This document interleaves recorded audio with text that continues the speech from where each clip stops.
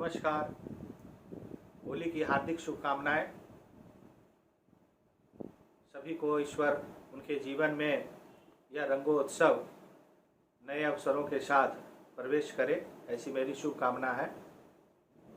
मैं पुनीत आलोक छवि, मेटाफिजिक्स विशेषज्ञ, इस नए प्रारंभ होने वाले नव संवत्सर के विषय में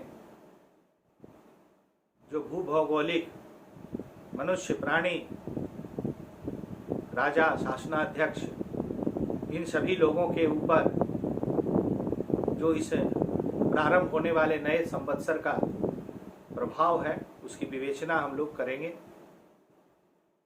नया संवत्सर के प्रभाव में तो पूर्व के लगे हुए सूर्य ग्रहणों का प्रवेश है। सन 2019 30 दिसंबर को जो खगोलीय घटना घटी थी सूर्य ग्रहण की, उसके उपरांत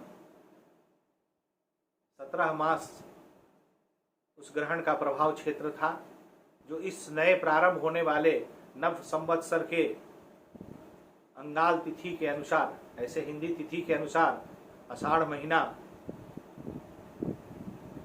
में उसका प्रभाव समाप्त होता है। सभी दर्शकों को यह जिज्ञासा है कि यह कोरोना नामक बीमारी का प्रारंभ क्षेत्र कब तक रहेगा, तो वह अंगाल तिथि में जुलाई मास तक इसके प्रभाव क्षेत्र है। उसके बाद यह शनै शनै समाप्ति की ओर, जैसे नवंबर से यह शनै शनै समाप्ति की ओर बढ़ रहा है, यह भी शनै शनै समाप्ति की ओर बढ़ेगा। पूर्ण रूपेण समाप्त होने के योग नहीं है, फिर भी इसके प्रभाव नगण्य और शून्य स्तर पर पहुंचेंगे, ऐसा नए संवत्सर का प्रभाव है। अन्न धन की प्राप्ति का योग है, परंतु जनमानस के उद्वेलित होने का योग रहता है। जनमानस उद्वेलित रहते हैं। शासनाध्यक्षों के जीवन में उथल पुथल का समय रहता है। जीवन उत्तरोत्तर उन्नति की ओर बढ़ता है, परंतु अनमयस की स्थिति, अनिर्णय की स्थिति उपलब्ध कराता है। इस तरह से हम लोग देखते हैं कि जो शासनाध्यक्ष होते हैं उनके निर्णय दूरगामी प्रभाव डालते हैं। उसी प्रकार से जनमानस का जब उद्वेलित होना होता है, तो वह भी शीर्ष नेतृत्व को, नेताओं को एक नए विचारधारा, एक नए स्वरूप, एक नए आवरण के साथ नई उपस्थिति दर्ज कराने का भी कार्य करता है। यह अविलोम विलोम की स्थिति रहती है इस नए संवत्सर के प्रारंभ में। निश्चित रूप से धन की उपलब्धता दो ही विषय वस्तु की ओर रहेगी, एक कृषि और एक स्वास्थ्य। ऊर्जा के क्षेत्र में नए आयाम स्थापित होंगे। भारत के वैज्ञानिक विश्व स्तर पर नए कार्यों को अंजाम देंगे, जिससे भारत का मान सम्मान बढ़ेगा। परंतु यह जन आंदोलनों का साल रहेगा। यह साल जन आंदोलनों के नाम गुजरेगा, ऐसा योग उत्पन्न करता है।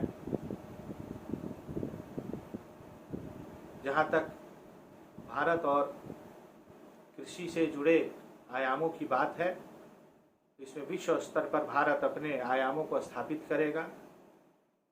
नए ऊर्जा के क्षेत्र विकसित होंगे। बिहार अग्रणी रूप से ऊर्जा के क्षेत्र में विश्व कीर्तिमान स्थापित करने की ओर अग्रसर होगा। इस वर्ष में बहुत सारे ऐसे निर्णय होंगे जो असमय लगेंगे, परंतु उसके दूरगामी प्रभाव बिहार की जनता को लाभ के रूप में प्राप्त होंगे। सत्ता परिवर्तन का योग देता है, नए आयामों के कारक को बताता है। स्थान परिवर्तन के योग हैं।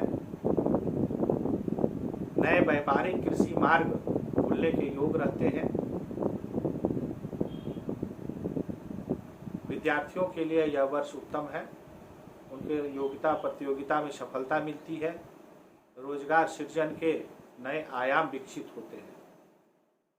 इस प्रकार से हम लोग देखते हैं कि यह नया संवत्सर नई ऊर्जाओं के साथ हमारे जीवन में प्रवेश कर रहा है। इसी के साथ सभी को फिर से पुनः होली की हार्दिक शुभकामनाएं।